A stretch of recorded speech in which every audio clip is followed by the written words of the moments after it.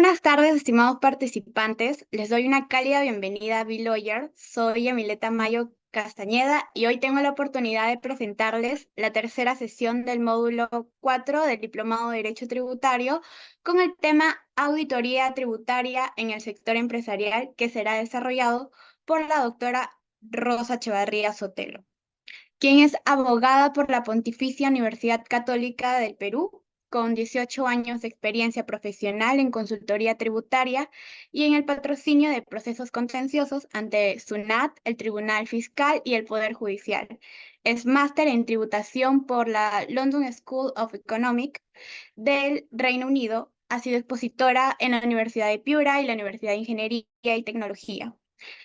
Anteriormente se desempeñó como asociada a las firmas Rodrigo, Elías y Medrano y Garrigues y actualmente labora como consultora independiente. Bien, queridos participantes que nos acompañan a través de la plataforma de Zoom y de nuestras redes sociales por transmisión en vivo, les recuerdo que pueden realizar sus preguntas durante la sesión y la doctora estará encantada de responderlas al finalizar la sesión. Finalmente, estimada doctora, estamos honrados por contar con su presencia el día de hoy y le agradecemos que haya aceptado nuestra invitación. Por otro lado, le cedo el uso de la palabra para que pueda iniciar con su presentación. Sí, ¿qué tal? Buenas tardes. ¿Me escuchan bien? Sí, doctora, se le escucha. Perfecto, perfecto. Muy buenas tardes a todos los participantes de este seminario y muchísimas gracias a Bill Oyer por la invitación. Yo creo que la labor que ustedes hacen es muy importante y por eso creo que varios de mis colegas y yo siempre estamos prestos a apoyarlos. Em, Siguiendo con el programa que sugirió Bill Lawyer para este seminario, me ha tocado a mí exponer sobre la problemática en relación a la fiscalización en el sector empresarial. ¿Ok? Em, yo estuve y vi una presentación que se realizó hace unas semanas, o si no me equivoco, la semana pasada, la doctora Roxana Terrones les comentó también sobre el proceso de fiscalización. Ella les hizo una exposición muy interesante, muy completa sobre lo que se busca con el procedimiento de fiscalización, eh, las características de ese procedimiento, ciertos plazos, los requisitos, etcétera. Y por eso en mi exposición yo no he tratado o voy a tratar de no ser repetitiva en la información, sino más bien darles otro ángulo en relación a lo que se refiere a las acciones de auditoría, de revisión o de control que ejerce la SUNAT, básicamente centralizada hacia las empresas, sean estas pues grandes contribuyentes, medianos o pequeños. Pero vamos a ver luego cómo esa distinción en función al nivel de ingresos o tamaño de la empresa, finalmente sí pesa al momento que SUNAT determina la intensidad de sus acciones de fiscalización. Entonces voy a proceder a compartir mi pantalla para ver si pueden ver la presentación.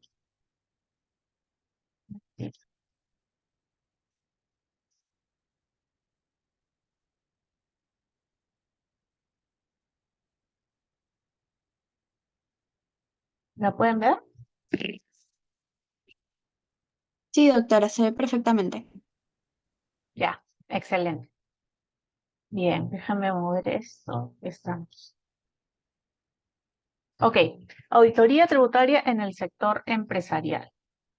Yo quería empezar, antes de entrar al tema más técnico, quería empezar por comentarles algo sobre un concepto que muchas veces se deja de lado y muchas veces como abogados o como asesores entramos de frente a los temas técnicos o de cumplimiento que dice la ley, que dice el reglamento, pero no nos ponemos a reflexionar y esto es como sociedad, ¿no? Me refiero a todo el colectivo, la sociedad peruana.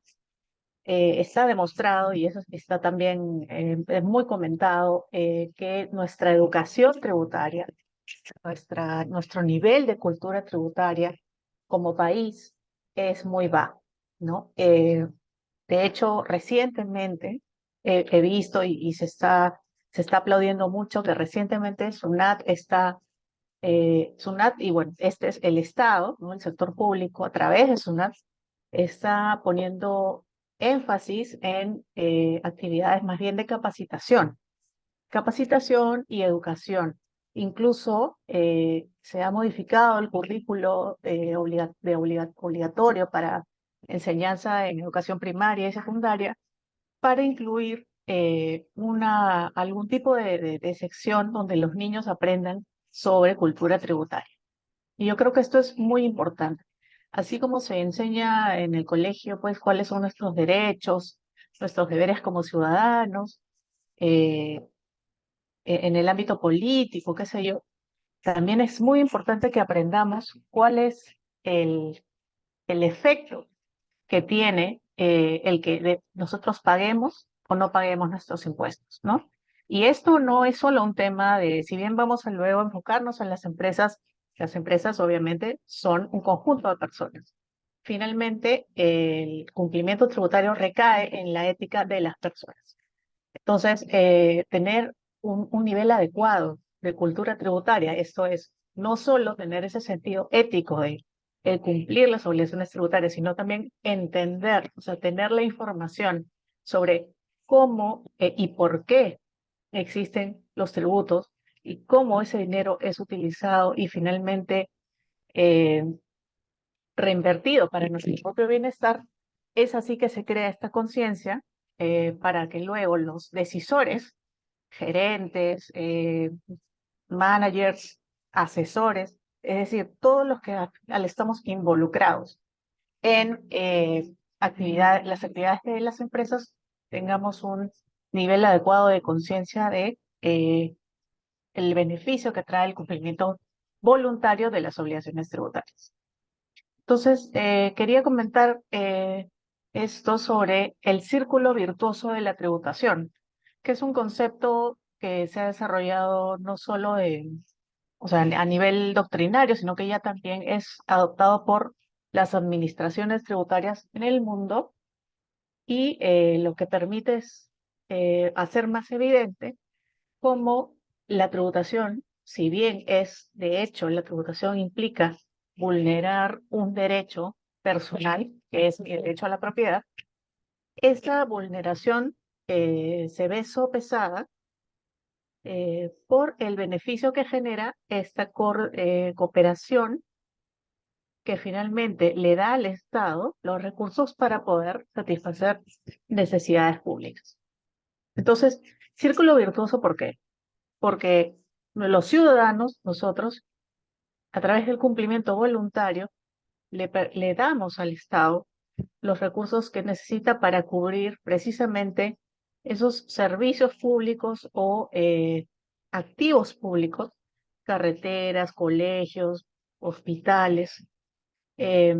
Incluso a veces no pensamos, pero es así, no pensamos que el acceso a la justicia por parte de los ciudadanos también está soportada por nuestros impuestos, porque es la fuente de financiamiento del Poder Judicial, que si bien es un órgano, un poder independiente, requiere de financiación. Eh, y en la base de ese sistema que permite la recaudación están los ciudadanos. O sea, el privado es eh, obviamente el Estado puede tener sus propias fuentes de financiamiento propias. Por ejemplo, eh, si hace concesiones de servicios públicos, infraestructura pública, bueno, obviamente ahí está obteniendo directamente recursos financieros, pero la recaudación tributaria es un recurso indirecto que le provee del más o menos como el 78% de sus ingresos al Estado. Es decir, cubre el 78% del presupuesto de la República. Entonces, es muy importante el correcto cumplimiento de esas obligaciones. Entonces, El círculo virtuoso se da de esa manera, ¿no? Los ciudadanos contribuyen, pagan los tributos, idealmente de manera voluntaria, y obviamente el cumplimiento, si hubiera cumplimiento voluntario y en un mundo perfecto, eh, no habría necesidad de fiscalizar. La facultad o la función de auditoría o revisión o control, es lo mismo, surge precisamente a raíz de que hay ¿no? O uno, incumplimiento total, es decir, evasión, ¿no? No se procede a declarar ni pagar las actividades que resultan grabadas por ley, o dos, hay incumplimiento por defecto o interpretación incorrecta de las normas, ¿no? Y esto es muy común en el tema tributario, es muy común y por eso hay tanta litigiosidad. La norma tributaria admite a veces muchas interpretaciones y el privado hace una interpretación que luego la administración puede contestar o no estar de acuerdo. Es ahí que se generan las controversias, ¿no? Es lo que típicamente llamamos un reparo tributario. Es decir, yo digo que no sé, mi gasto por arrendamiento fue de 100 y SUNAT considera que fue solo de 50 porque no cuento con un comprobante de pago válido, ¿no? Se genera el conflicto y hay un reparo que pasa mi gasto de 100 a 50. Por tanto, hay más deuda, ¿no? Bien, pasamos del círculo virtuoso y como estamos en un ámbito de fiscalización empresarial, quería comentarles, esta es una tendencia casi reciente, en realidad no tiene mucho tiempo, tienen, yo diría, menos de 10 años ya establecida como una teoría válida de lo que también es la función de la tributación en el ámbito de la responsabilidad social empresarial. ¿Ok? Em, por ejemplo, aquí tenemos a la organización, a la empresa en el centro, ¿no? De este centro de intereses. Y tiene muchas personas o agentes de interés en que la empresa opere correctamente, ¿no? Por ejemplo, tenemos a los trabajadores, los proveedores, el propio Estado. También, obviamente, es acreedor de la organización vía impuestos. Los accionistas también, obviamente, van a percibir sus dividendos.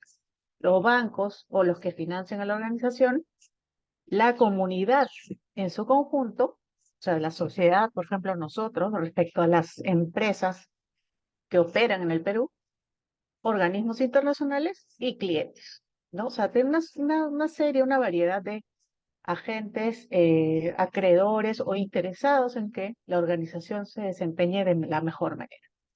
Entonces, ¿cómo está atado esto a la tributación? La tributación se percibe como una fuente muy importante de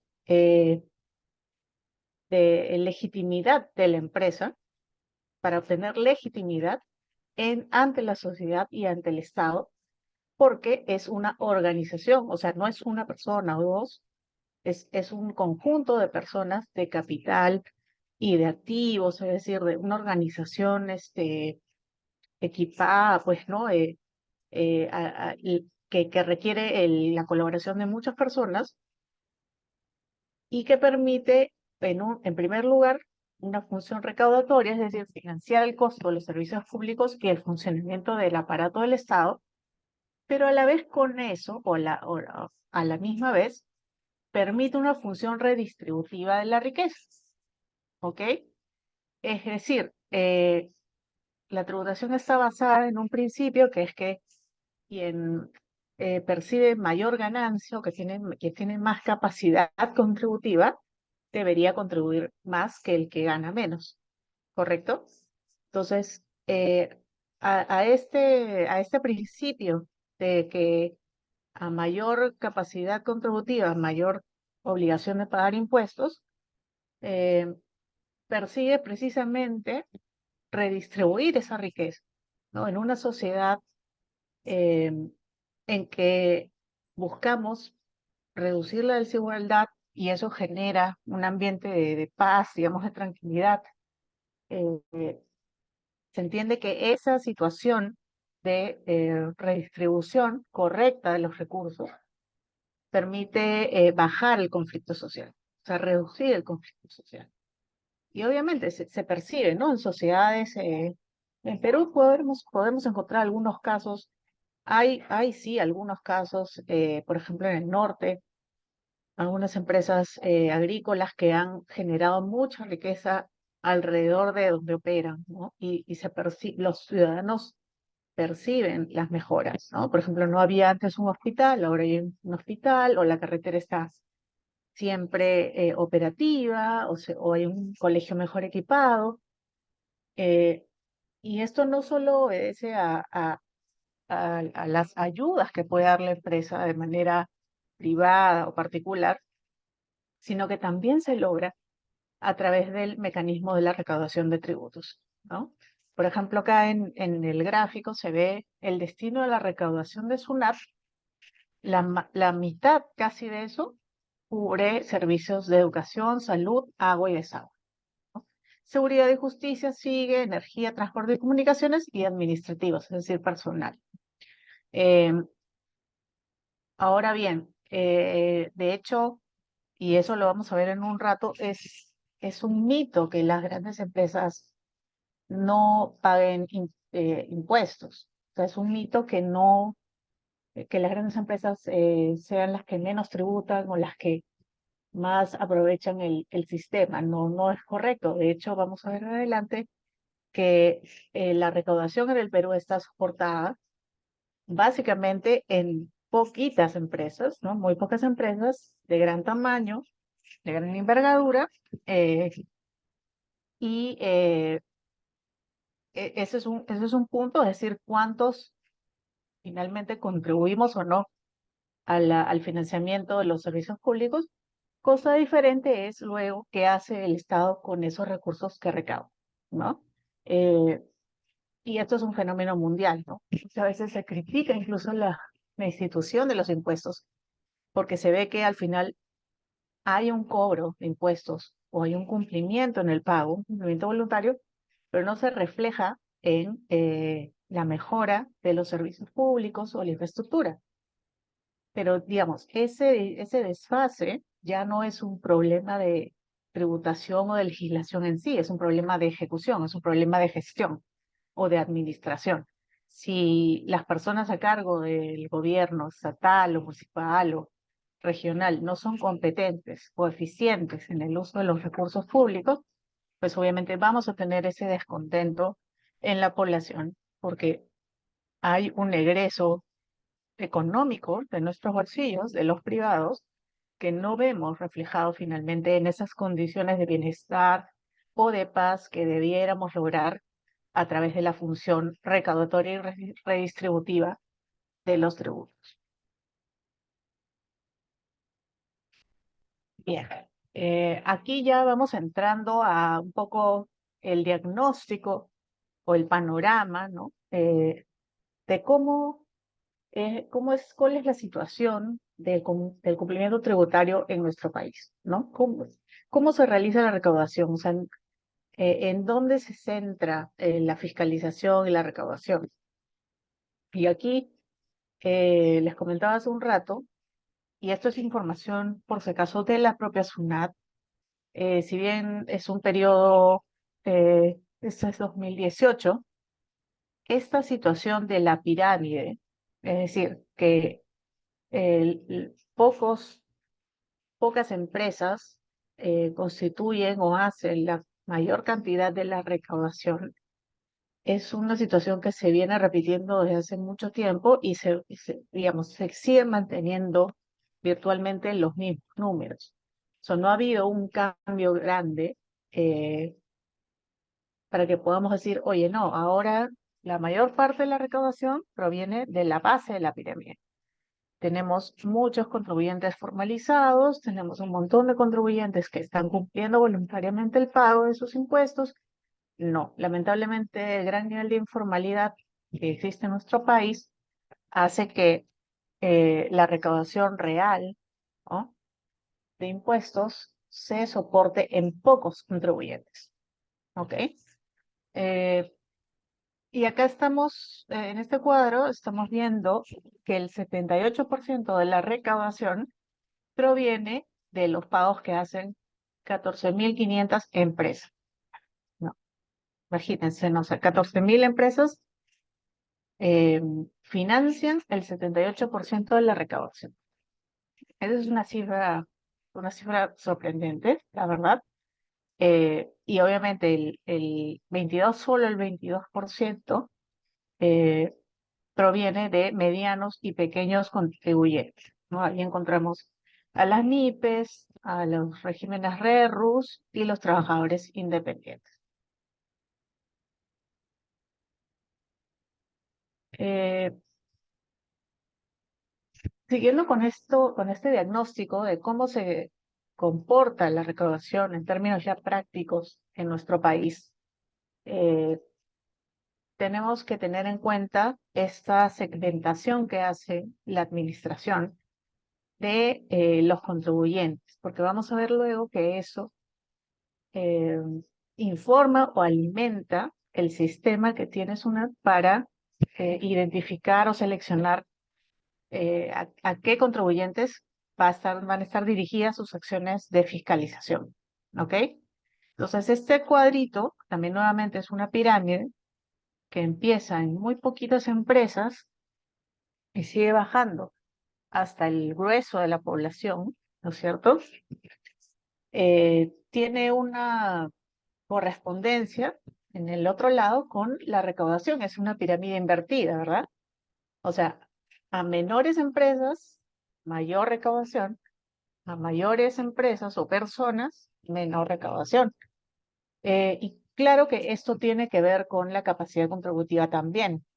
¿Ok? Sí, claramente tiene que ver con un criterio de capacidad contributiva, porque finalmente la segmentación que usa SUNAT eh, eh, básicamente está establecida en base a ingresos o ventas, ¿no?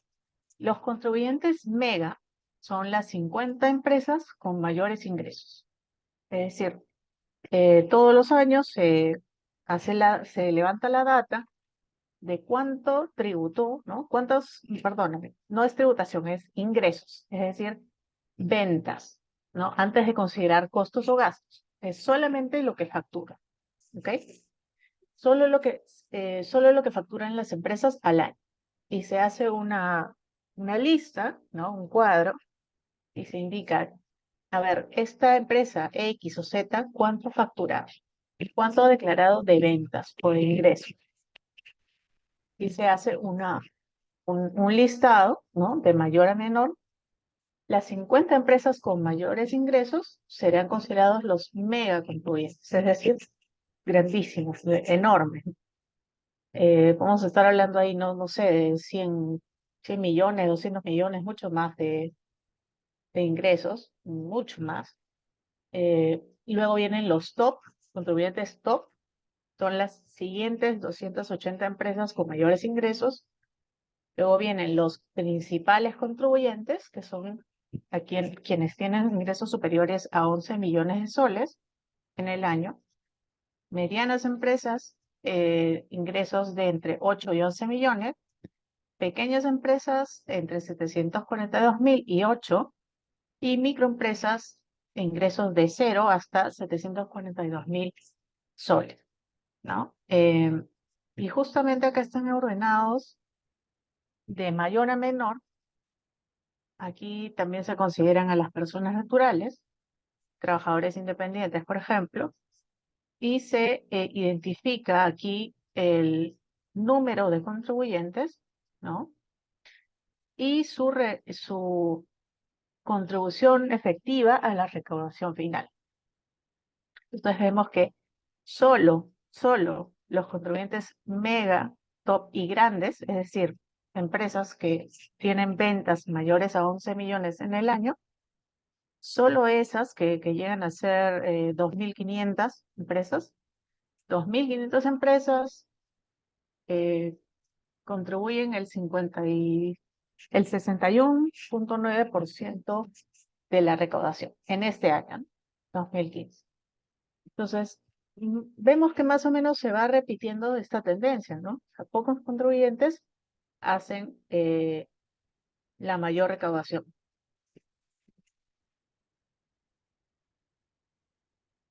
Y obviamente otro factor que afecta finalmente el diseño, la programación de las acciones de fiscalización en el sector empresarial es el nivel de informalidad. El nivel de informalidad en Perú en comparación a otros países de la región, que acá tenemos ciertos datos del PIB que son comparativos, muestran que nuestro país de hecho tiene, sí, es uno de los países con más alta informalidad, incluso en la región, no en el mundo. En el mundo, imagínense cómo estaríamos, ¿no? Solo en Latinoamérica, ¿no? Que ya de por sí es una región donde la incidencia de la informalidad, es decir, empresas que no están ni registradas, ¿no? Ni registradas en el RUC, que obviamente no declaran impuestos, no declaran trabajadores, no llevan una planilla, es decir, están en la economía no formal, o sea, se dice economía oscura, ¿no? Porque no está registrada, no reporta, está fuera de todo cálculo, fuera de todo control, de toda métrica, ¿no? No sabemos cómo se comporta ese sector, porque no existe la data, o sea, sin registro previo y sin declaraciones previas a la administración, no hay cómo saber cuánto, por ejemplo, maneja esa economía que funciona fuera de la legalidad. Es imposible saber cuánto más o menos estaría dejando de recaudar, ¿no? Y a mayor informalidad, que es lo que tenemos en el país, menor presión tributaria, ¿no? La presión tributaria, eh, que es el porcentaje del Producto Bruto Interno que los privados contribuimos por concepto de tributos, se mide en función al pago efectivo de impuestos y no a la tasa nominal. Es decir, nuestro impuesto a la renta puede ser de 29,5%, que es una tasa que no es desdeñable, ¿no? Es una tasa alta, ¿no? Casi 30% es una tasa alta, nominalmente, es decir, en el papel. Sin embargo, a pesar de tener una tasa alta en el papel o en la ley, por el nivel de informalidad que existe, si el universo de contribuyentes debiese ser, por ejemplo, 30 millones, nuestro universo real de contribuyentes es 10 millones o 5 millones. Entonces, así le cobremos un montón de impuestos a esas pocas personas que sí están formalizadas, no estamos realmente recaudando o grabando ese otro gran pedazo de riqueza que se genera en la economía informal. No. Por ello, a mayor informalidad o incumplimiento, que en este caso estamos hablando de evasión total, es decir, ya incluso ya estamos hablando de un delito tributario, o sea, hacerlo a conciencia, ¿no? No porque me olvidé, me equivoqué, o sea, simplemente saber que debería inscribirme en SUNAT o que debería declarar mis impuestos y no lo hago, eso es evasión. Entonces, a mayor informalidad, menor presión tributaria, aunque en el papel las tasas impositivas sean altas. Bien. Y en los hechos, en la práctica, ¿cómo se programan las acciones de fiscalización de SUNAT? Y en principio es aleatorio y realmente es así. Es decir, yo creo que ningún asesor, eh, ninguno de nosotros podríamos decirle a un cliente, no te preocupes que no te van a auditar, ¿no? Nunca te van a fiscalizar, nunca te van a tocar la puerta. Realmente es una afirmación que no podemos hacer, porque depende de muchísimos factores. Pero sí es cierto que esos factores o las actuaciones típicas de SUNAT sí siguen cierto patrón y lo han seguido por mucho tiempo. Entonces ya es posible sacar ciertas conclusiones o impresiones generales de cómo es que SUNAT selecciona a los contribuyentes para acciones de fiscalización o acciones inductivas. Y de hecho, estos aspectos están regulados, si se quiere, a nivel interno, ¿no? O sea, no son normas de circulación nacional ni normas generales que se publican en el peruano, no lo son, son circulares internas que lo que quieren es guiar la actuación de los funcionarios de SUNAT, pero sí existen esas normas internas que aprueban ciertos criterios para la selección de sujetos, de contribuyentes que van a estar sujetos a estas acciones de fiscalización, la selección y programación de acciones inductivas, que son diferentes a las acciones de fiscalización en el sentido de que las acciones inductivas son más, ¿cómo decirlo?, expeditivas, son más, van al punto. O sea, son acciones sueltas que no son parte de una revisión o una auditoría eh, larga o de un año, que típicamente es el plazo de una fiscalización, sino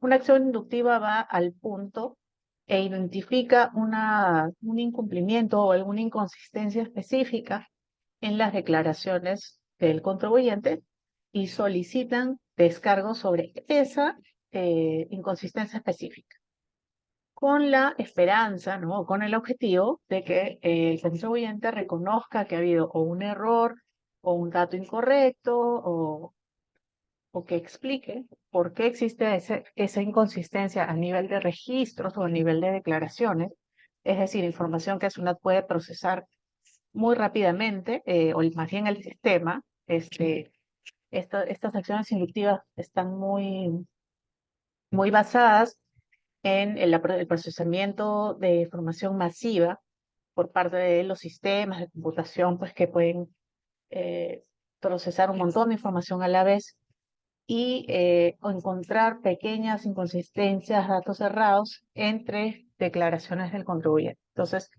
el objetivo es que el administrado diga, oye, sí, me equivoqué en este dato, eso causó que pague menos impuestos, tanto voy a regularizar, voy a pagar el impuesto emitido más una multa rebajada, ¿no? Este es el objetivo de las acciones inductivas. A diferencia de la acción de fiscalización, que ya es un procedimiento más formal, digámoslo así, donde SUNAT destina muchos más recursos, porque ahí sí ya no es una computadora que procesa un montón de información masiva, sino que son auditores profesionales, personas que dedican su tiempo, ¿no? 8 horas al día, para revisar las actividades de una sola empresa, ¿no? O sea, es un proceso más formal, más permanente, si queremos, que no está buscando un tema en particular o una inconsistencia en particular, sino ya revisar todo un tributo y periodo o algún aspecto de ese tributo y periodo en el caso de una fiscalización parcial. Y también, bueno, regula la forma y plazos para la programación de estas acciones, porque a veces pensamos que, o no sé, ¿no? Yo a veces tenía la impresión de que quién decide o cómo se decide la selección de un contribuyente para que pase a fiscalización. Pensaba, bueno, será alguna persona ahí de algún funcionario que por ahí diga, oye, esta empresa me parece interesante, pues mira, pareciera que incumple algunos meses, ¿no? Vamos a auditarla. Y no es tan así. O sea, tampoco hay tanta discrecionalidad por parte de los funcionarios, es decir, de los funcionarios específicos de SUNAT para decir, esta empresa sí se audita o no. De hecho, estas circulares lo que regulan son procesos para programar esas acciones, no con nombre y apellido, sino más bien por criterios más generales, ¿no? Por ejemplo, en la selección centralizada, lo que se hace es priorizar sectores económicos o actividades que presentan problemáticas asociadas a incumplimiento tributario, ¿no? Por ejemplo, y esto se ha dado determinados periodos en los últimos años, hay programas o ya sistemas de fiscalización centralizados en fabricantes de joyas, ¿no? Porque es un sector con mucha informalidad en los términos de la adquisición del oro, ¿no? O de la plata, es decir, los principales activos o insumos de estas empresas probablemente, en ese momento se pensaba, probablemente procedían pues de contrabando o de actividades ilegales, ¿no? Que al final tenían un impacto en una menor recaudación de impuestos. Entonces, es como que se prioriza, se enfocan los esfuerzos de fiscalización en ese sector económico. Y generalmente son problemáticas a nivel nacional, ¿no? No es, oye, esta empresa puntual presenta tales y tales incumplimientos o inconsistencias. No, es un tema ya genérico que abarca a todo un sector económico. Por ejemplo, el sector agricultura, que hasta hace algunos años eh, tenía bastantes beneficios tributarios también, ¿no? Era un sector que podía generar recaudación en caso SUNAT encontrara indicios de incumplimiento de los requisitos para acceder a esos beneficios tributarios. No. Una vez identificado un sector económico que presenta esta problemática, se filtra a los contribuyentes para seleccionar aquellos con mayor perfil de riesgo e interés fiscal, ¿no? Y aquí, como filtro, ¿no? De todos los fabricantes de joyas, filtro aquellos que me puedan indicar que hay mayor perfil de riesgo. Es decir, esta empresa, por ejemplo, tiene muchas ventas, pero no tiene trabajadores, o tiene muchos trabajadores, pero no venta, raro, o en virtud de la cantidad de operaciones o los antecedentes de otras operaciones de fiscalización que se le hayan hecho. Es decir, ya ahí es un proceso un poco más detallado, ¿no? De ver de este universo de 100 empresas donde enfoco mis esfuerzos. Y obviamente, ¿por qué es así? ¿Por qué eso es así? Eh, Porque la SUNAT tiene, como toda institución, tiene recursos limitados, ¿no? Así como la policía, que siempre escuchamos, ¿no? Que lo ideal sería tener, no sé, por cada millón de habitantes, lo ideal sería tener, pues, 200 o 300 policías. Y con las justas tenemos 50 por cada millón, ¿no? Entonces, no se dan abasto. Pues quiere decir, es un déficit en el servicio por falta de recursos humanos en este caso, ¿no? Y es así, yo creo que siempre va a ser así, eso no es un problema solo del Perú. Eh, el talento y la educación, capacitación que requiere un auditor tributario, en realidad no es poca. Es una persona que tiene que estar pues capacitada, informada de lo que es este sector económico, entender cómo operan las empresas y luego entrar a ver las operaciones de la empresa en un procedimiento de fiscalización ya formal y grande, pues te puede consumir pues todo el día, ¿no? Las 8 horas laborables del día destinadas a revisar una sola empresa. Eh, y hacerlo por una empresa que o uno no tiene un perfil de riesgo evidente, es decir, que al final pareciera que todo lo hace bien, lo declara, que no está mal, ¿no? Pero es bien raro ver que una empresa que, por ejemplo, ha sido calificada como buen contribuyente sea sujeta a fiscalización. Es raro. O, por ejemplo, una empresa que la fiscalizaron en el año 2022 o 2021 y salió cero reparos, salió libre de borra y paja, ninguna objeción, es raro que luego sea auditada en los años siguientes. Y eso obviamente es razonable, porque si SUNAT tiene pocos recursos, o nosotros como Estado, como sociedad, porque esos auditores nos auditan también, auditan en favor de en base al círculo virtuoso de la tributación que vimos, ellos defienden, digamos, los intereses de toda la sociedad, eh, es natural y es razonable hacerlo así, es destinar de manera eficiente nuestros pocos recursos, ¿ok?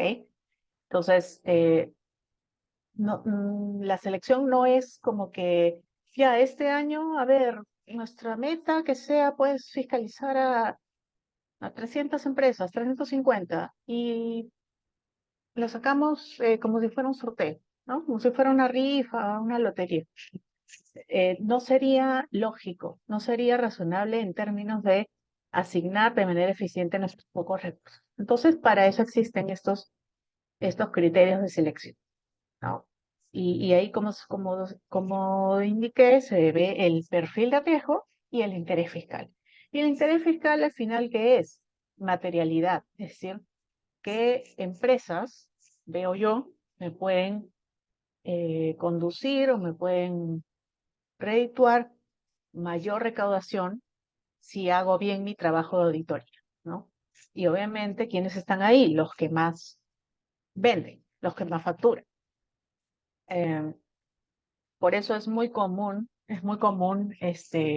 vamos a verlo en un ratito, muy común ver o notar que hay empresas en el sector top, mega o grandes, en la punta de la pirámide, que son auditadas todos los años, o sea, todos los años. Así sean contribuyentes que en principio sí cumplen todas las obligaciones, son buenos contribuyentes, declaran al día, no pagan multas, están siempre cumpliendo y reportando bien sus obligaciones, pero por el monto de sus ventas o por el nivel, la cantidad de operaciones que tienen, SUNAT siempre ve interesante eh, tener un ojo sobre ellos, una lupa sobre ellos, porque a mayor cantidad de operaciones, es decir, no solo venden un montón, también compran un montón, tienen un montón de proveedores. Imaginando que por ahí a uno o dos de sus proveedores, por ejemplo, tuvieron algún problema con sus comprobantes de pago o no retuvieron el impuesto a la renta de no domiciliados, pues ahí hay una gran oportunidad de encontrar un reparo y de generar recaudación, ¿no? Por eso esa punta de la pirámide casi siempre está dentro de los programas para fiscalización, ¿no? Em, y bueno, luego de la selección centralizada está la selección descentralizada, que esa sí se hace de manera más puntual, ¿no? Más personalizada, si se quiere, pero en base a situaciones objetivas. Es decir, ¿qué situaciones me ponen a mí como contribuyente en bandeja, si se quiere, o totalmente expuesto a una acción de fiscalización? Por ejemplo, la presentación de una solicitud de devolución, ¿no? El Código Tributario indica que quien presente una solicitud de devolución debe declarar que está dispuesto a poner a disposición de SUNAT todos sus libros y registros para que la administración verifique si efectivamente existe un saldo o pago indebido en exceso, ¿no? Porque estoy pidiendo precisamente que me hagan una devolución de impuestos. Entonces, SUNAT lo que quiere es verificar que efectivamente ese exceso existe, ¿no es cierto? Entonces, abre la puerta a una auditoría. No siempre se da el caso, no siempre, la verdad es que la mayoría de solicitudes de devolución se resuelven en el plazo de ley eh, sin una auditoría previa, ¿no? Es la mayoría de casos. Probablemente ¿qué será? Pues 70% de solicitudes de devolución se resuelven sin una auditoría por medio. Segundo caso, la presentación de declaraciones rectificatorias que disminuyan la deuda o incrementen el saldo a favor, el incumplimiento reiterado de obligaciones formales y sustanciales. Por ejemplo, otro caso, cuando en base a un convenio internacional de intercambio de información, una administración tributaria extranjera solicita información sobre un contribuyente en particular y los resultados de operativos masivos o inducciones o acciones inductivas, perdón. Claro, esas que se realizan pues a nivel masivo o las que hace la computadora, ¿no? la que se hace en base al sistema que verifica un montón de información a la vez y identifica casi de manera automática las inconsistencias. Esas acciones puntuales luego son, ya cuando el contribuyente responde o presenta sus descargos, el resultado de estos operativos luego es obviamente evaluado para considerar si hay mérito o no, hay base para pensar que acá pueden haber otras obligaciones que se han incumplido, ¿no? O otras irregularidades. Pero la verdad es que mi experiencia en los operativos masivos, acciones inductivas, una vez que concluyen y, por ejemplo, si concluyen en la aceptación de la observación y en la regularización, es decir, rectifico la declaración, pago el importe omitido y la multa formal, pocas veces una acción inductiva que acaba bien, es decir, en términos de SUNAT, porque el contribuyente voluntariamente acepta su error, pocas veces esa acción inductiva da lugar a una fiscalización eh, como tal. O sea, pues queda ahí. Se considera, ok, la observación puntual se levantó y ahí queda, ¿no? Entonces, en este tema de programación de acciones de fiscalización, nuevamente SUNAT, ¿cuál es el sistema de gestión de riesgos que hace SUNAT? Y nuevamente, ¿no? Esto lo prepara SUNAT y el criterio importante para esto, para ver dónde pongo mis balas, ¿no? Es la calificación de los contribuyentes en base a sus ingresos o ventas. Los megas, top, grandes, medianos, pequeños y hasta las personas naturales. Entonces, cada uno de estos sectores tiene una problemática particular que no es igual a la del otro segmento, ¿no? Por ejemplo, en el caso de los grandes contribuyentes, empresas, eh, se quiere reducir la elusión. La elusión es no el incumplimiento de una norma tributaria, sino más bien eh, el cumplimiento de la letra de la ley, del texto de la ley, pero buscando obtener una ventaja tributaria indebida. ¿Ok? En el caso de las grandes empresas, lo que se busca es reducir la ilusión. En el caso de las medianas y pequeñas empresas, ahí sí es combatir la evasión. ¿Por qué? Porque muchas de estas están eh, dentro de la economía informal, ¿no? O si están registradas, tienen un nivel de cumplimiento muy bajo, ¿ok? En el caso de las microempresas, el objetivo es promover la formalización. Y acá claramente estamos hablando de empresas que pues no tributan ni están registradas en el RUC, tienen muchos problemas en términos de formalización. Entonces, eso es lo que se quiere atacar acá. Y las personas naturales, lo que se quiere con ellos es identificar ingresos y patrimonio no declarado. Entonces, considerando estos diferentes estrategias, objetivos, es que finalmente se diseñan o programan las acciones de fiscalización. Em, y la crítica reiterada a la forma en que SUNAT programa sus acciones de fiscalización es que la presión siempre está en el sector formal, en primer lugar, y dentro del sector formal sobre las 280 empresas más grandes en términos de ingresos o ventas. Es decir, los contribuyentes mega, top y grandes, como les digo, van a ser intensamente auditados por el solo hecho de pertenecer a esos segmentos.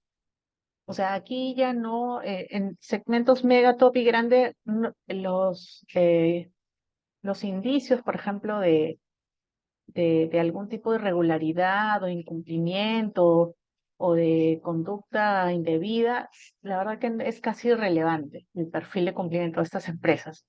¿Por qué? Porque por el volumen de sus ingresos o de su patrimonio, de sus ventas, UNAT siempre va a considerar que son contribuyentes que podrían redituar mucha recaudación si se encuentra por ahí algún reparo de naturaleza típicamente, muchas veces es de naturaleza legal, es decir, es conceptual, no es por pruebas, no es si la ley dice blanco o negro, ¿no? Y es interpretable.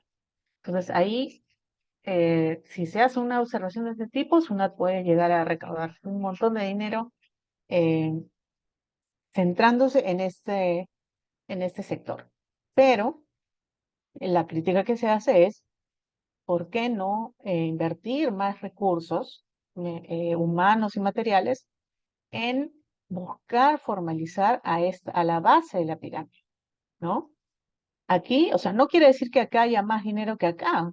No lo sabemos, porque acá hay más cantidad de personas, más cantidad de negocios, medianos o pequeños, y potencialmente un nivel de ingresos, ventas o riqueza que pueden ser igual al de estos 280, ¿no? Pero como esto está distribuido entre pues muchísimos más contribuyentes, SUNAT siempre ha sido de la idea de centralizar sus esfuerzos y sus recursos entre los poquitos, ¿no? Eh, pero considero, ¿no? Obviamente es así, o sea, si se sigue haciendo de esa manera, el proceso que tanto deseamos de formalizar la economía, generar estos incentivos para que la mayoría de la población que ahorita está en el sector informal pase al sector formal, no se va a lograr, ¿no? Porque simplemente todos sabemos, intuimos, que si no estamos dentro de esta punta de la torre, pues nunca nos van a tocar la puerta, ¿no? Y eso es algo que debería cambiar. Ahora, este tema del perfil de cumplimiento calificado por SUNAT es un tema nuevo, se va a implementar a partir de este año, ¿ok? Y también yo creo que va a tener un impacto en los criterios para selección, para las fiscalizaciones. Eh, bajo este sistema, que ya es un sistema regulado mediante decreto legislativo 1535, reglamentado hace poquito, SUNAT va a calificar a las empresas según su conducta en cumplimiento, indicios de delito tributario o condena, si son calificados como sujetos sin capacidad operativa o tienen socios o titulares con bajo nivel de cumplimiento, ¿no? Y son 5 niveles, desde el muy alto hasta el muy bajo. Este sistema va a sustituir el sistema de calificación de buenos contribuyentes, pero va a ser algo muy parecido. Es decir, si tú eres un contribuyente de cumplimiento muy alto, se te van a dar una serie de facilidades como poder declarar y pagar en una fecha posterior a la del común de los contribuyentes. Se te puede dejar de pedir garantías si es que solicitas un fraccionamiento o aplazamiento para el pago de la deuda. Eh, es decir, hay una serie de beneficios. También indicaban que iba a estar asociado a la facilidad para obtener créditos en el sector bancario financiero. Eso es algo que se va a implementar, pero se ha conversado de una serie de beneficios que van a tener esos contribuyentes que sean calificados con nivel muy alto o alto de cumplimiento. ¿Ok? Mientras que los de cumplimiento bajo, muy bajo, van a sufrir una serie de limitaciones, ¿no? En términos de, por ejemplo, sí van a tener que ofrecer garantías si piden un aplazamiento, em, o plazos más cortos para la declaración y pago, etcétera, ¿no? Y yo creo que este tema del perfil al final también va a pesar al momento de seleccionar qué empresas van a pasar o no por un procedimiento de fiscalización. Entonces es importante mantener un buen nivel de cumplimiento. Y esto, a partir de este año, se va a hacer 4 calificaciones piloto, ¿no? No van a tener efecto legal, es decir, no van a tener un efecto práctico, van a ser de tipo informativo para que las empresas, en principio solo van a ser empresas, luego se va a ampliar a personas naturales, para que las empresas sepan más o menos cuál es su perfil ante la SUNAT. ¿Ok? Y yo creo que va a ser finalmente muy importante mantener un nivel de cumplimiento alto o muy alto, ¿no? El único problema es que uno de los supuestos para tener un nivel bajo es, por ejemplo, ser notificado con una resolución de multa por infracciones del Código Tributario, que son muchas, y no es tan difícil pues tener una, ¿no? Em, o al menos me refiero a una resolución de multa por declarar una menor deuda tributaria.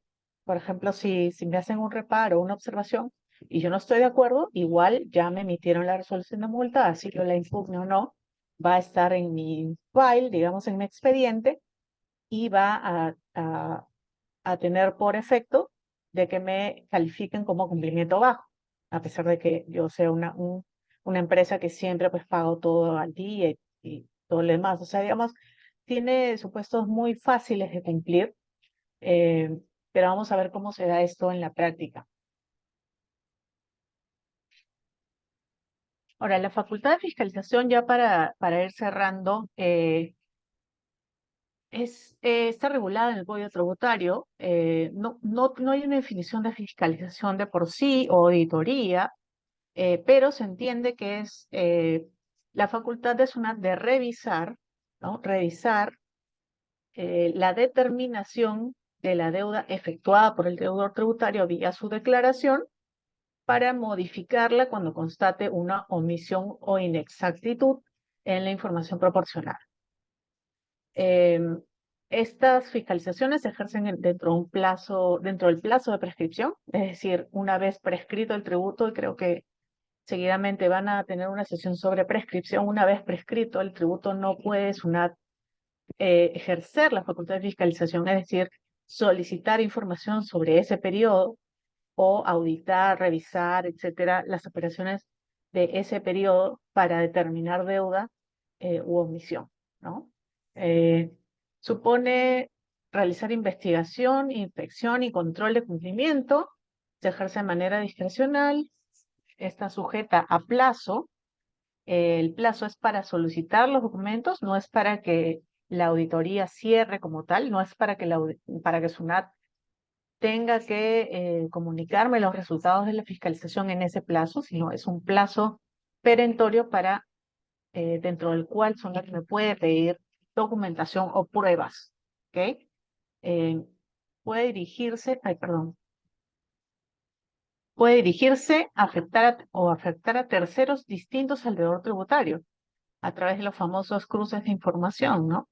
Que generalmente se notifican a bancos, proveedores, clientes o entidades públicas.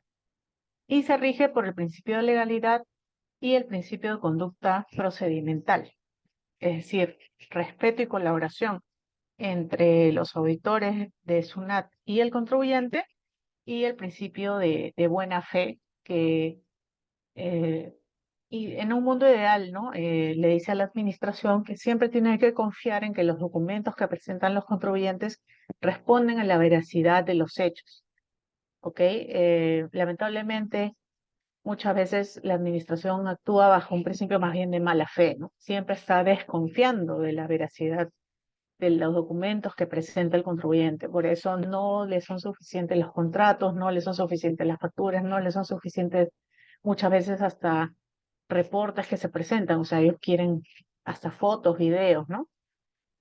O sea, es una valla probatoria muy alta que no se condice con el principio de buena fe. La facultad de fiscalización, y esto también lo vieron en la sesión pasada sobre fiscalización, se ejerce de manera discrecional. Y el propio Código Tributario indica que si SUNAT está facultada a actuar discrecionalmente, debe optar por la decisión que considere más conveniente al interés público, ¿ok? No al interés de SUNAT. El interés público no es necesariamente el interés del fisco, es el interés de la sociedad en su conjunto. Ojo, Yo siempre indico que sobrecargar al contribuyente con requisitos o pedidos irrazonables que no se pueden cumplir y mucho más, ¿no? O peor, sujetar la deducción de gastos al cumplimiento de requisitos que no se pueden cumplir simplemente, está alineado al interés público. Eso desincentiva a los contribuyentes a ser formales, desincentiva a los contribuyentes a hacer empresa incluso, o sea, ya viéndolo desde una perspectiva más amplia, ¿no? Entonces, el interés público no es recaudar más, ni tampoco es que el privado se quede con más dinero, no. El interés público sería hacer una tributación justa y estrictamente apegada a la letra de la ley, ¿no? Y dentro de las funciones de inspección, investigación y control, SUNAT puede exigir la exhibición de libros o registros, ¿no? Pedir copia de los soportes portadores, requerir información a terceros, solicitar la comparecencia o citación en las oficinas de SUNAT, que ahora se hace por videollamada, solicitar información a bancos y señala el Código Tributario que ninguna persona o entidad puede negarse a suministrar a la administración la información que ésta solicite para determinar la situación económica o financiera del deudor tributario. Con lo cual, sí, o sea, la facultad de fiscalización se ejerce de manera discrecional, no está libre de, obviamente, parámetros y límites que los establece la ley, pero si SUNAT tiene una gama, una variedad pues inmensa de mecanismos para obtener la información y ninguna persona o entidad puede negarse a suministrar esa información. El procedimiento de fiscalización, que obviamente no solo lo lleva a cabo SUNAT, sino también otras entidades de la administración pública, puede ser las municipalidades o las entidades que administran contribuciones o aportes, eh, se rige en general por el Código Tributario y en el caso puntual de SUNAT, por el Reglamento del Procedimiento de Fiscalización aprobado por el Decreto 85-2007 EF, ¿no? Ahí se regula la parte procedimental, o sea, los pasos que debe seguir un procedimiento. Inicia con la carta de presentación de los funcionarios a cargo de la auditoría y el requerimiento inicial. Luego hay requerimientos adicionales que se pueden prorrogar, ¿no? Se puede pedir una prórroga del plazo. Se notifica el cierre de requerimiento con las conclusiones de la auditoría. eh, Se notifica el resultado del requerimiento de ese requerimiento de cierre y finalmente se notifica el valor, ¿no? O la resolución de determinación o de multa que ya establece la deuda tributaria determinada en el procedimiento y que pone fin al procedimiento de fiscalización. Ya para cerrar, los tipos de fiscalización también los vieron con la doctora Terrones, ¿no? Hay básicamente tres tipos de fiscalizaciones generales que aplican a todos los tributos, impuesto a la renta, IGB, ISC, etcétera, y que se dividen en definitiva, ¿no? Que revisa todos los aspectos de un tributo y periodo específicos, es única, integral y definitiva, su plazo es de 1 año y se puede extender a 2 si existe complejidad o se trata de un grupo empresarial, etcétera. Es parcial si revisa solo alguno de los aspectos de la obligación tributaria, puede ser ampliado también a otros aspectos, también convertirse en definitiva y el plazo para pedir información son 6 meses prorrogables en caso de complejidad. Y la fiscalización parcial electrónica que se efectúa en un plazo muy breve de 30 días hábiles y se hace notificando simplemente al contribuyente para que compruebe y haga sus descargos a una inconsistencia puntual, ¿no? Finalmente, esos eran los procedimientos de fiscalización generales, pero con el tiempo, en los últimos años se han establecido procedimientos de fiscalización especiales y puntualmente voy a referirme a dos casos, ¿no? Cuando se desea aplicar la cláusula antielusiva general, a la famosa norma 16, que Es una norma, como se dice, general, porque no tiene supuestos específicos, sino más bien un principio que permite a SUNAT identificar la existencia de un ahorro o ventaja fiscal. em, y si existiera un ahorro o ventaja fiscal a través de un acto o negocio impropio, ¿no? La SUNAT puede aplicar la norma tributaria que hubiera correspondido a los actos usuales o propios. En este caso, la gran diferencia o la gran particularidad es que el auditor de SUNAT, una vez detectados estos hechos o eventos que podrían calificar como ilusión, está en la obligación de eh, enviar un informe detallado de las razones, o sea, los hechos comprobados y las razones jurídicas por las cuales piensa que acá puede existir un supuesto de ilusión, enviar ese informe y expediente a un comité revisor, ¿no? Compuesto por funcionarios de SUNAT de larga trayectoria. eh, y este comité revisor es como una suerte de paso previo, ¿no? O filtro para que el reparo basado en la norma 16 o en la aplicación de la norma general antielusiva se formule o no. O sea, si el comité revisor, una vez que recibe el informe, notifica al contribuyente y le dice, mira, tenemos esta posibilidad de calificar esta operación como ilusión. Te pido que hagas tus descargos en un plazo X eh, y el contribuyente hace sus descargos, el comité revisor tiene que evaluar la posición del auditor, del fiscalizador de SUNAT, la posición del contribuyente y emite una resolución opinando si, para el criterio del comité revisor, los hechos sí dan lugar a un reparo por norma general antielusiva, ¿no? Y solo cuando tiene esa luz verde por parte del comité revisor, el auditor de SUNAT puede continuar la fiscalización y eventualmente, o bueno, ya casi es cierto, ¿no? Si el comité revisor dice, sí, acá hay ilusión, yo creo que es un supuesto de ilusión, es ya casi seguro que el auditor de SUNAT va a emitir una resolución de determinación con un reparo basado en esta norma antielusiva, ¿no? Y el otro caso en que se ha establecido un procedimiento de fiscalización especial o sui generis es el de los sujetos sin capacidad operativa, ¿no? Este tema también está regulado, ha sido regulado hace muy poquito, en diciembre, y se va a comenzar a implementar desde el 2024.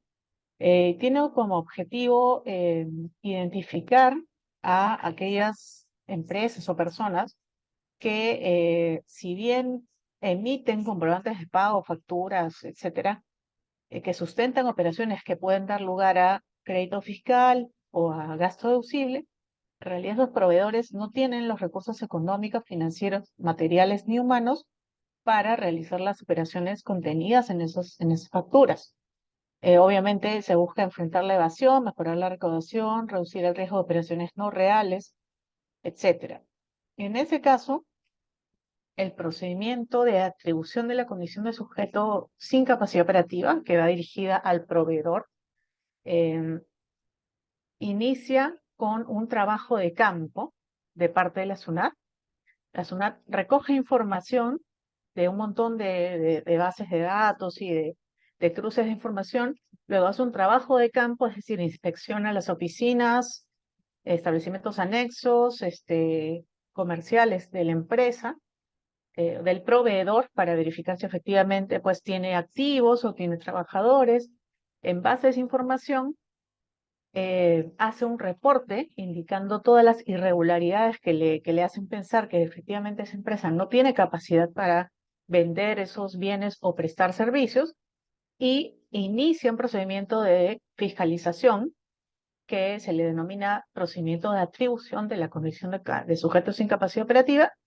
Y este procedimiento de auditoría, o sea, de fiscalización, dura mucho menos que un procedimiento común y corriente. O sea, el plazo es muy corto, son 30 días hábiles, prorrogables solo por 5 más, en donde el proveedor tiene que presentar todas las pruebas necesarias para desvirtuar la imputación, ¿no? Para desvirtuar que efectivamente ellos sí tienen los recursos materiales, humanos, para prestar esos servicios o para vender esos bienes. Con esos descargos, SUNAT, digamos, indica si le ha satisfecho o no la explicación, y si no le ha satisfecho, ¿no? Si no ha desvirtuado todas las situaciones detectadas, SUNAT emite una resolución en la cual ya lo califica como un sujeto sin capacidad operativa.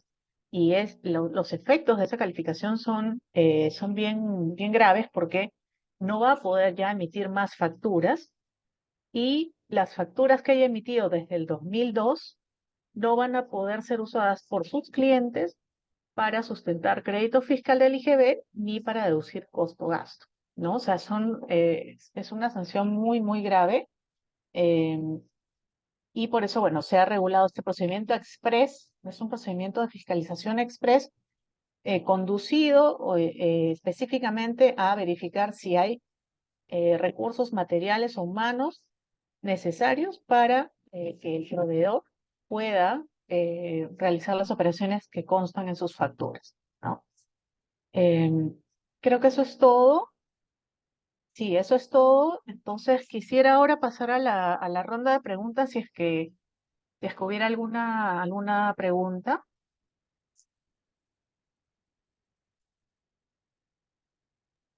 Doctora, ¿desea que le lea las preguntas del chat? Sí, sí, o pueden también alzar la mano. No sé cuánto Ah, tiempo tenemos, o ya no tenemos tiempo, tal vez. no, sí, todavía tenemos 14 minutos. Ah, ok. Perfecto, entonces, que alcen la mano, ¿verdad? Sí, o los que quieran intervenir.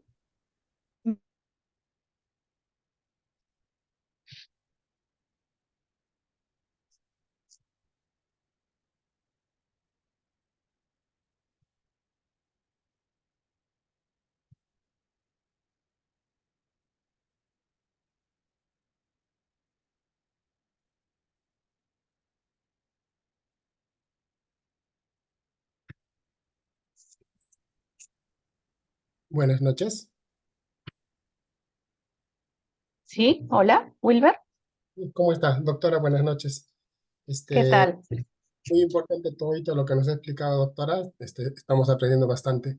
Mi pregunta es la siguiente, doctora. Usted comentó que las fiscalizaciones son de tres tipos: parcial, definitiva y la electrónica.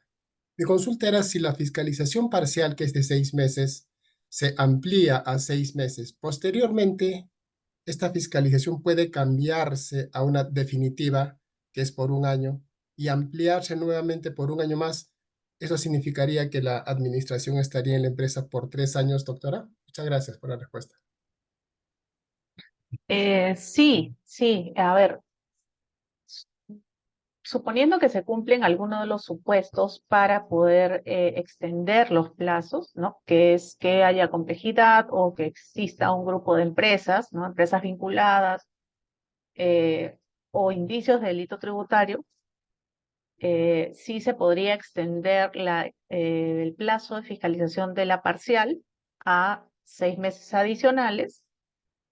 Y si se quisiera eh, transformar esa auditoría en una auditoría ya definitiva, em, me parece que hay una RTF, si no me equivoco, una resolución del Tribunal Fiscal que regula este tema, y lo que dice es que la decisión de convertir la fiscalización parcial en una definitiva tiene que hacerse en el plazo original de la fiscalización parcial.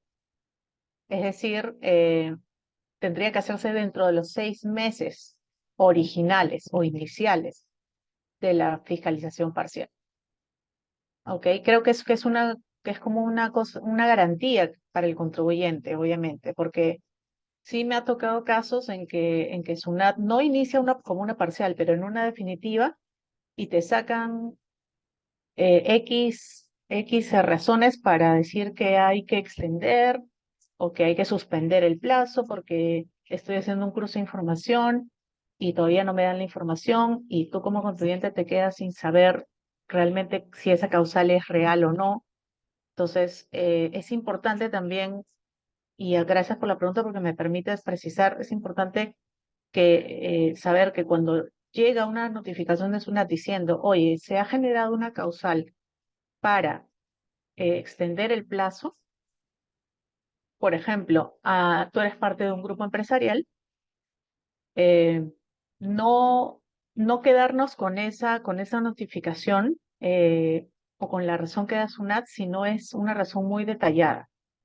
¿Por qué? Porque también hay jurisprudencia del Tribunal Fiscal que nos indica que si, por ejemplo, SUNAT dice que la causal para extender es grupo empresarial, tiene que explicar y sustentar detalladamente por qué el hecho de que mi empresa, la fiscalizada, sea parte de un grupo empresarial, genera complejidad en este caso puntual.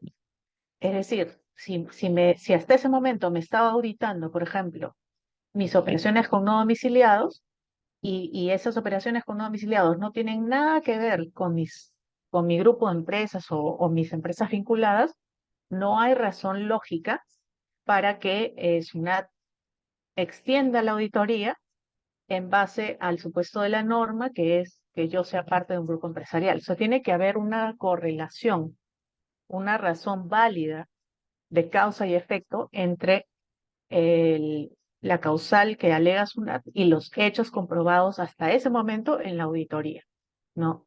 Pero respondiendo a tu pregunta, me parece que en base a esa RTF que les comenté, la parcial tiene que iniciarse como parcial, es decir, plazo 6 meses, y si se va a convertir en definitiva, tiene que decidirse dentro de esos 6 meses.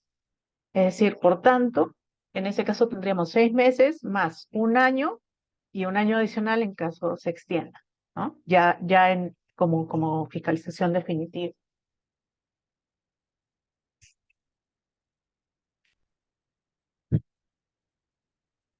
Almudena, Buenas tardes, ¿se me escucha?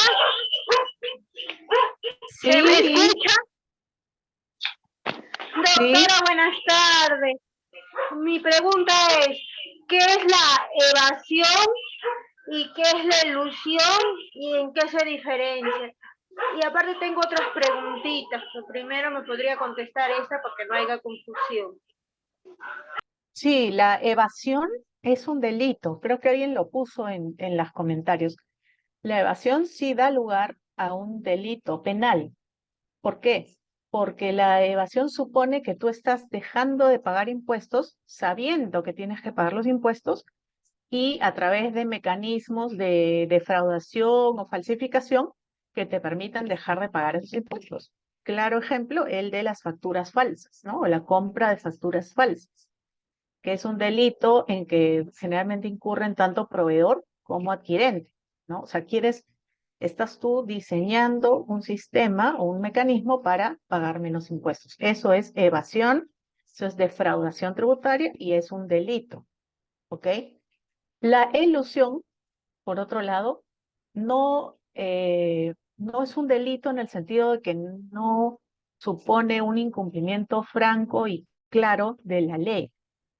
La empresa cumple al pie de la letra el texto de la norma, pero bajo una revisión de los motivos, de las motivaciones empresariales que llevaron a esa decisión y de los objetivos que se querían buscar con esa decisión empresarial, nos damos cuenta que en realidad el contribuyente ha tomado un camino más largo para llegar al objetivo que quería, para no pasar por un camino más corto o por un camino el que normalmente se tomaría para precisamente obtener una ventaja tributaria que ha obtenido en este caso simplemente por haber hecho un acto artificioso, impropio, ¿no? Por eso se le dice impropio, artificioso.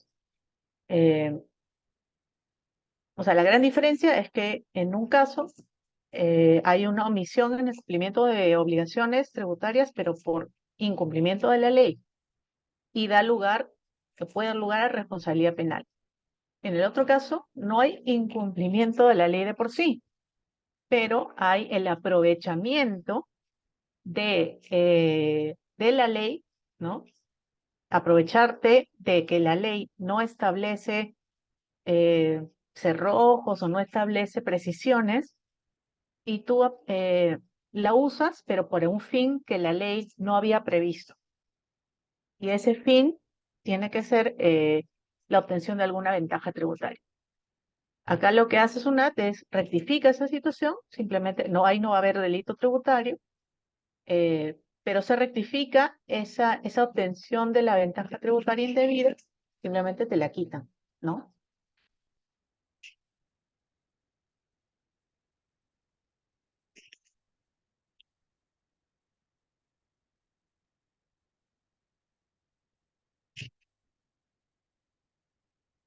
Bien, doctora, también hay otras preguntas en el chat. Eh, no sé si las llega a ver. Sí, Ya, eh, podríamos dar respuesta a la pregunta, ¿el pago de impuestos existe? ¿Para el pago de impuestos existe un monto mínimo o el impuesto se aplica a todo nivel? Eh, a ver, si tomamos en cuenta toda la pirámide, es decir, desde los top hasta los micro pequeños empresarios, efectivamente hay niveles diferenciados de porcentaje de impuestos según el monto de los ingresos. Por ejemplo, y esto es algo que se está planteando rediseñar. SUNAT ha dicho, mira, no tenemos por qué tener tantos regímenes tributarios. Régimen general, tasa 29.5. Régimen MIPE tributario, la misma tasa, 29.5, pero creo que las 100 primeras UITs o algo por el estilo tributan con una tasa de 10%. O sea, eso ya es una ayuda para una empresa que no supera, por ejemplo, los 7 millones de soles, 8 millones de soles de ingresos anuales. Y si vamos más abajo con las microempresas, ¿no? Las bodeguitas o las empresas que no mueven muchos ingresos al año, generalmente entran al régimen RUS régimen del RUS, el régimen único simplificado, y pagan es un monto flat, un monto único que lo pagan mensual por concepto de impuesto a la renta e IGB, ¿no? Que no se basa necesariamente en su monto de ingresos, sino es como ya se sabe que anualmente no van a superar por decir, 500.000 soles, o menos incluso, pagan un monto fijo mensual, creo que es de 25 soles, no estoy muy al tanto de eso, pero sí, o sea, eh, la mayoría de contribuyentes en Perú formalizados están en el régimen general, todos ellos pagan igual, 29.5, el régimen MIPE, que tiene una base de mínima de ingresos que tributa con 10%, el resto sí con 29.5, y los del RUS, que son los microempresarios, que tributan un monto fijo por concepto de renta IGB mensual.